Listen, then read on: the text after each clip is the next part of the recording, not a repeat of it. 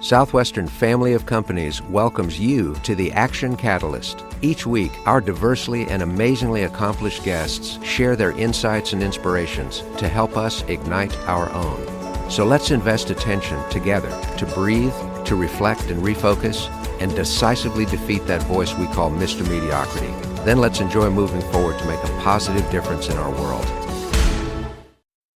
We are excited to share our guest with you today, Chris Spurvey. He is a sales mentor, author, podcast host, and speaker from Newfoundland. After consciously choosing entrepreneurship as a means to create a better life for his family, Chris realized that negative beliefs about sales were holding him back from taking his ventures to the next level. He saw this as a major hurdle to not only his businesses, but the businesses of virtually every other entrepreneur. Chris went to work on himself and found a way to sell that felt right. He published his book, It's Time to Sell, Cultivating the Sales Mindset, founded Make Sales a Habit University, and today is a growth advisor to business owners and their management teams throughout the world. Chris's newest venture is Dockridge Digital, a technology consulting and product development company focusing on helping businesses leverage digital to serve their customers. Enjoy this episode. Well, welcome to the Action Catalyst. We are very excited today to have Chris Spurvey with us. Chris comes from Newfoundland to us, so thanks for joining those of us that are way down in the deep south, Chris. Thank you, Dan. It's a pleasure. I'm excited. This should be a great time getting to talk to you. Well, we're really excited about this. You have a very distinguished career as a sales leader, as a sales consultant, as an author, a podcast developer, so many ways that you've helped people. Can you share just a little bit about some of the major pivots in your career and some of the major influences you met along the way that helped speed your path? Yeah, it's a great question. It's a term that I've been using recently that I learned from a dear friend of mine, Price Pritchett, is the words quantum leap. And I've zeroed in on actually 8 or 9 of these quantum leaps that I've made in my life. But I also like your word pivot. But I mean, I was graduated university and went into a career in marketing. Realized that was kind of not going to fulfill the vision I had for myself and my family. I then dovetailed into a sales career, where I learned the falling down and picking myself back up and finding a way to sell in a way that was unique to me. And then I ended up building a consulting business, which we sold in 2013 to KPMG. And so I was vice president of sales for KPMG. And then in 2017, well, maybe 2015 was when I created a new vision, which was taking my story, my experiences, and helping other people. So I authored a book, as you mentioned, which led me down a whole different path, which really is the foundation of what I'm doing today, which is helping entrepreneurs, leaders, business leaders sell their wares in a way that's authentic to them and feels good. You go to bed at night feeling good about what you're doing. So I've managed to build now a new consulting business in and around helping organizations effectively sell. Oh, that sounds great. And obviously you come from the standpoint of deep personal experience and having to develop a style that made you feel good in your core as well as in your checkbook. And no, absolutely. And the two of them go hand in hand, I would argue, Right. Well, your book is called It's Time to Sell, about how to cultivate a sales mindset. And one of the things I was really interested in was how you discuss what appears to be a conflict in some people's minds. In other words, many of us grew up under the moniker ABC, always be closing, that we need to win the business. And yet at the same time, relationships with our clients are so really important. And sometimes those appear to be in conflict, but you don't see that they're in conflict at all. How do you resolve those two? And what would you guide any of us that are trying to build our businesses? Yeah, well, I guess there is a premise, and the premise would be that you believe in what you are selling or you're offering, and there's always a right time and a wrong time for a buyer to engage with you, in terms of an active financial transaction. And it's just a matter as a seller to find the right time and to be there when the time is right and to be top of mind, And you mentioned the always be closing. I prefer to take a step back. And I have a saying in my own life that for every door that closes, it first has to be opened. And so let's, as human beings, focus on the open, which is the building of a true win-win, authentic, genuine relationship where you are problem solving and being of service to your prospective buyer, helping them make a decision in their best favor, best interest. And if that decision is in your favor as the seller, then great, that's the reward. But I truly believe the reward comes as a result of piling on the service. I believe it was Earl Nightingale used to say, there's a lot of people out there sitting in front of the cold fireplace waiting for heat, and they don't realize they need to pour on the wood in order for it to get the heat. So I believe as entrepreneurs, as sellers, our focus should be on the piling of the wood, which is the service end of the spectrum. Does that make sense? Yes. Yeah. So putting service out there before rewards eventually leads to the rewards, and in fact is its own reward. Yeah, you got it. Well, that's exactly right. The reward comes from the mindset that you've actually solved someone's problem, and that'll show up in your checkbook, as you mentioned. But And I don't want to be sounding too Pollyanna, if that's the right word, but I think what I have proven is that when you truly do engage in that mindset, I've never found somebody who's not rewarded. So let's stay focused on the service end of the spectrum. Right. You also said it's important that you believe in your service, that you believe in your product, that you believe in yourself. We have an ancient saying in our business that selling is really a transference of feeling. And if my feeling is, if I win, you lose, that's going to transfer. If my feeling is, you win, I lose, that's going to transfer. But it has to be a we both win. Otherwise, there's no point in us having a business relationship.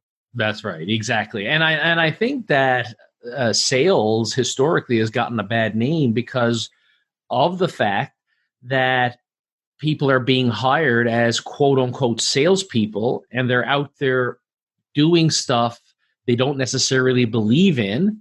And that's what dictates tactics that go against human nature. And that's why it's bubbled up to a point where so many people are fearful of sales, because they actually believe it's something that they have to do to people versus something they do with people.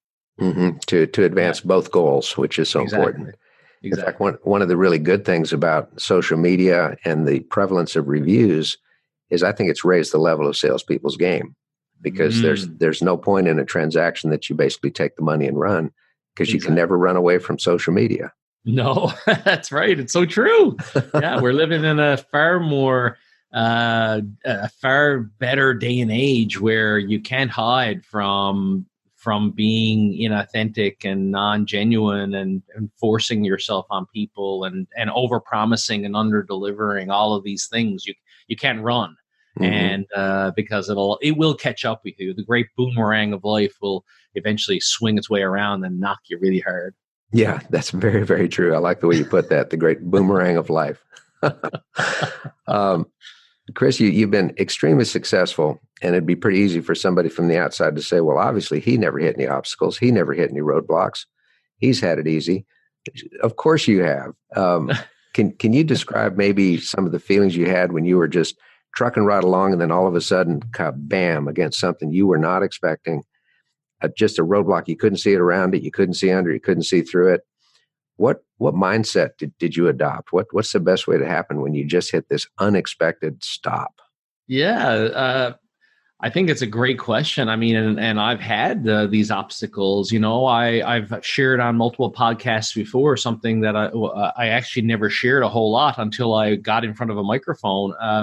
Growing up, I never had a very solid money blueprint. My mom would be somewhat dictatorship around money. And if you earned the money, you needed to keep it.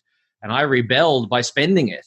And that led to in my very early 20s, after my wife and I got married, had to declare bankruptcy because we were spending more. We had a history of spending more money than we were making, and I, to some extent, I'm extremely grateful that happened early in life because it was a phenomenal opportunity for me to have a financial reset.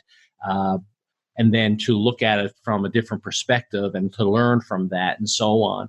And it's been kind of, I do believe we as human beings have immense capability and we don't have to grow incrementally. I use the words quantum leaps, and I've really zeroed in on a number of quantum leaps that I've taken whereby I switched my mindset. And, I do believe optimism is a really big thing. And people believe pessimism and optimism are on two different ends of a spectrum, but they're really not. I think the key is we really have to try to stop thinking negatively. Positivity is one thing, and we can be very positive and so on. But really, if we can just stop thinking negatively, we'll do a whole lot more for ourselves. So I guess from my perspective, I've always had the mindset that there's a way around everything, and tomorrow is another day. I'll never forget my picking up my daughter a few weeks ago at her flute lessons, and she jumped up in my truck and she sat down, and she could intuitively feel that I hadn't had the greatest day. And she asked me, "How was your day?" And my daughter and I have a phenomenal relationship. And I just said, "You know what? Today I didn't feel on my game." I could feel her to my right with her putting her arm like this on the console, and she was listening attentively to me and asking me questions. And as she got out of the truck, as we got home, she just looked at me and said, "You know what, Dad? Make tomorrow better." And it just, for me, it was a very warming sensation. And I said to myself, you know what? That's all we need to do is just make tomorrow better. It's just that would be perhaps the mindset that I try to embody for every obstacle that I may face. So learn from the obstacle and then make tomorrow better based on the learnings from that obstacle. Mm-hmm. Aren't we lucky that we have children that can raise us? Yes.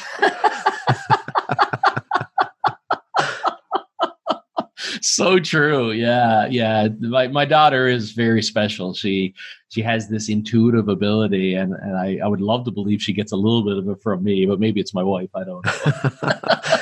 I have two very intuitive daughters and a son, and they get all the intuition from their mother. Yeah, there you go. Well, that's great. Yeah. At the end of your worst day, it is at least the end of your worst day. And, that's right. And there exactly. is another opportunity. Yeah.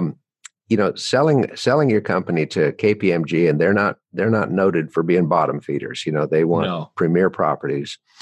Would have been pretty easy for you at that point, Chris, to go into a long glide, time to coast.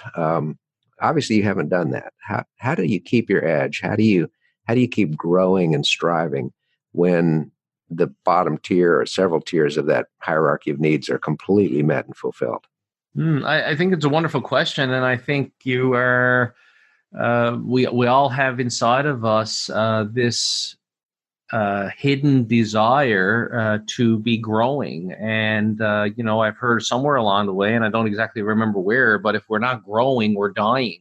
And it's because the passing of time will eventually take its course, and all we have is our minds and our ability to get out there every day and just give it our best shot. I also believe we have inherent within us some deep strengths that, whether you call it God or you call it the universe or you call it whatever, you've been gifted with those strengths, and it's our jobs to bring our best selves to the world.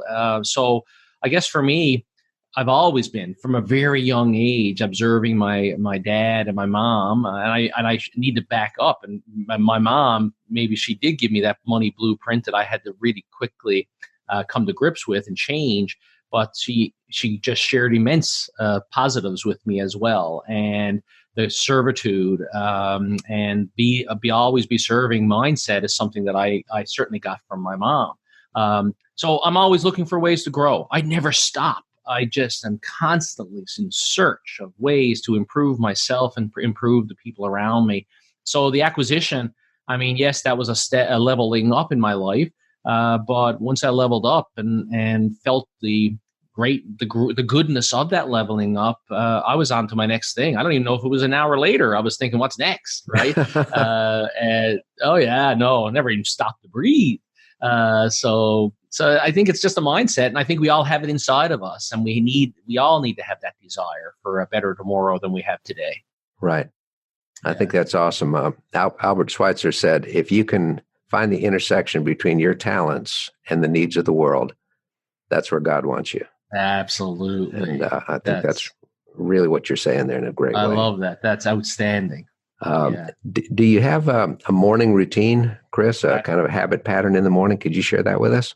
I do. And it's something near and dear to my heart that I learned. I mentioned early in the show, Price Pritchett.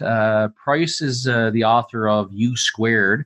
He owns a consultancy out of Dallas, Texas, called Pritchett. Focuses in on mergers and acquisitions and change management. But he also authored in the late 1980s this book called U Squared, which is a cult following. Anyway, through the U Squared and his subsequent Quantum Leap strategy book, he outlined a pursuit ritual. And maybe if you'll allow me, we talked about how you always try to be improving, always striving for a better tomorrow than you have today. Well, it all starts with picking an aiming point. And so you pick an aiming point, and then you start taking action towards the achievement of the aiming point. And then you work on yourself so basically you grow yourself into that aiming point, and then you start tracking. So this is a pretty simplistic formula towards achieving your aiming point. Now, inside the mind work is a ritual that I personally follow to answer your question. Every morning I get up and I read my goal. Okay. And for me, it's a vision. I have a one-page vision that I read, which is to me tomorrow that I want, but it's written in the present tense. So I read it. It's full of energy, emotions, all the senses and so on. I read that. I then look at a couple of pictures which depict me having achieved my aiming point. And what I do is I take my finger and I lightly trace around the edges of that picture. Now, what does that actually serves a purpose, because I'm feeling and I'm seeing myself in the picture.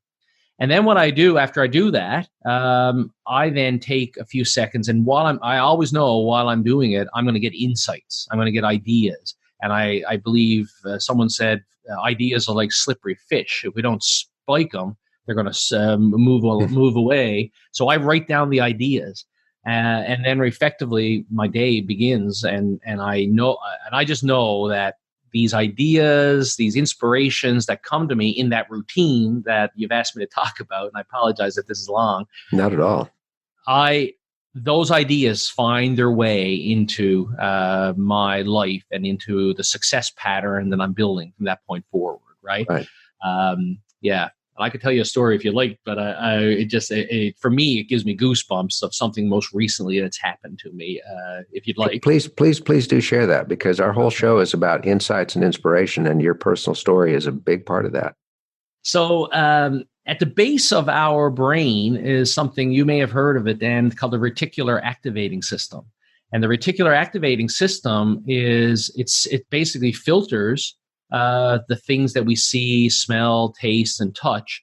And it filters them based on stuff that we value, stuff that we may find is dangerous, and just certain things that might catch us off guard. It's why when you're driving down the road and I just bought a brand new Toyota 4Runner a few days ago, and I've been noticing a whole pile of white Toyota 4Runners ever since I drove home that day. And it's because of my reticular activating system, right? So the routine I just described is all about engaging that reticular activating system around that aiming point where you'd like to go, all right? So that's why you trace it and you write down your insights and so on. January 3rd of this year, I was just after reading the book, The One Thing by Gary Keller. It's a phenomenal book if no one's read it, if for people who haven't read it. And in the book, he talks about benchmarking and trending. And the whole concept of benchmarking is if you have a goal, find somebody who's achieved the goal and then reverse engineer how they did it. And so January the 3rd, I wrote down that I wanted to reverse engineer this gentleman who I never knew from Adam, Price Pritchett, in Dallas, Texas. So I spent then a few hours in my January slow time in winter Newfoundland, analyzing Price's website, reading his books. I'm looking at my bookshelf, 30 handbooks over on my bookshelf. And I reverse engineered everything he did around mergers and acquisitions and change management and so on. August the 28th, I wrote down in my insights journal that I'd like to reach out to Price and I'd like to introduce and invite him to my podcast. So I found his LinkedIn profile and I went on his LinkedIn profile and it said to reach out to his daughter, Kim, for inquiries. So I did that. Silence. Never heard for 2 months. All of a sudden, about 3 months ago now, a guy by the name of Chuck Bradford, reached out to me and said, I'm vice president of Pritchett. I'd love to have a chat with you. So we ended up having a conversation about Pritchett. And what I learned was Price was 78 years old and trying to figure out where to go with his business. 2 weeks later, I'm in Dallas, Texas, sitting with Price, strategizing about the future of Pritchett. And 2 weeks ago, I became a partner with Pritchett in Price Pritchett in terms of U squared and so on, right? So you talk about that the activating system. That story should be proof that that little routine I shared with you draws to you everything you need to make your success a reality. So that was January 3rd, and then we're recording this on December 4. So 11 months plus 1 day after you started that process. And I'm now a business partner with Price Pritchett. Well, years ago, I read one of his handbooks. I think it was called To a Better World or something like that. That was so impactful, short, simple, sweet, and powerful. And it's great that he's got a young whippersnapper like you to help move it to the next level. Yeah, absolutely. And this is I don't know if people, this is U squared for people who are seeing the video portion of this. Mm-hmm. Another phenomenal piece of work, and I really recommend this one, is The Unfolding. This is an amazing piece of work. Anyway, as you can tell, I'm passionate about where I'm to as it pertains to this opportunity. Well, and that's awesome because it's going to extend a tremendous body of work, an impactful body of work, and expose it to a whole new audiences as well as take it in new directions. So well done to you. Yeah, and that's a great thing for Price Pritchett. Yeah, but it's a great example of a quantum leap, right? It is. Now I have a toolbox at my disposal as a partner that I can now leverage to take it to the next level, share Price's message, leverage up, and so on. So I think it's pretty cool. Well, and to point out to our listeners, as you were going through that morning routine, you take these visions and these aiming points and you say them out loud and you say them with emotion. You see the image, you trace it with your fingers. So you pull all of our different senses and our ways of learning into that process instead of just a singular one, which is only taking a couple of the arrows out of our quiver. So I think that's awesome. Yeah, absolutely. Chris, as we wrap up, we've got some listeners right now that are just humming and drumming. Everything's going awesome. But we've got some others that are facing what they perceive as kind of insurmountable obstacles. They're discouraged. Maybe their funding has run out. Maybe they're in a personal crisis. They're just not sure where to turn. What words would you have for somebody who's looking at the hand they've been dealt and they have not a single face card? What would you recommend? I think, I guess number one, we never have an opportunity to reshuffle the hand that we've been dealt. And so we can only start working from today on our future. So we need to convince ourselves that tomorrow can be a better day. And then we need to start pursuing with high velocity action, I believe strongly in the cultivation of a network of people. And so usually I'm a big believer in the 80-20 rule, right? For if you sit down and write 100 people that you should surround yourself with, the value is going to come from likely 4 or 5. But the key is finding those 4 or 5. And, I have a motto that at any given point in time, we're one conversation away from a breakthrough.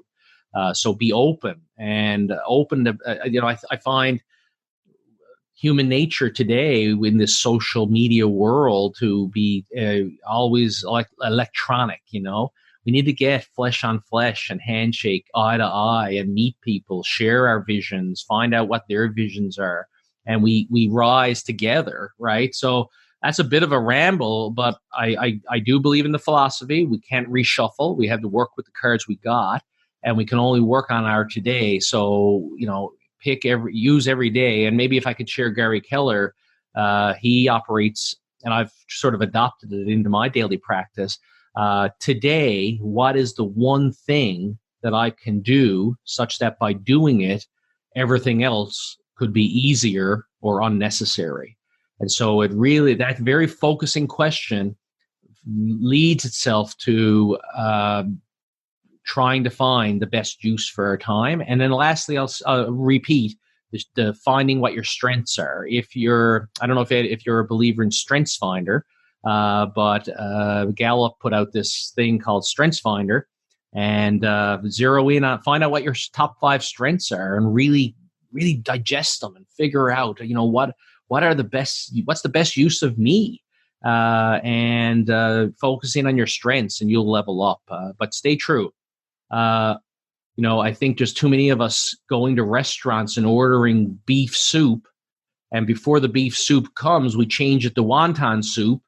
And then before the wonton soup shows up, we change it to chicken soup. And then we get all pissed off because we're wondering why our soup is late. So we need to focus in on what kind of soup we want and stick with it. And I apologize if I swore there, but I'm passionate about sticking with the aiming point that we want. It's about focus. It's about singular awareness. And then all of those emotional, physical, mental resources all come together. So it's great. Chris, thank you so much. This has been an enlightening, incredibly rapid time to have this conversation. And we are very grateful for you. Oh, I'm grateful to you. We got deep fast, so that was excellent. Well, you bet. Everybody, the book is called It's Time to Sell, Cultivating a Sales Mindset. We'd recommend that to everybody. And pay attention to Chris Spurvey, because we know we're going to hear much more from you as you move forward with Pritchett Enterprises in a great way. So, Chris, thank you so much for joining us on The Action Catalyst. We appreciate you. Thank you, Dan. If you enjoy this podcast, please make sure to subscribe. To stay updated on everything that The Action Catalyst is up to, make sure to follow us on Facebook and Instagram at Action Catalyst Podcast and Twitter at Catalyst_Action. Thanks for listening.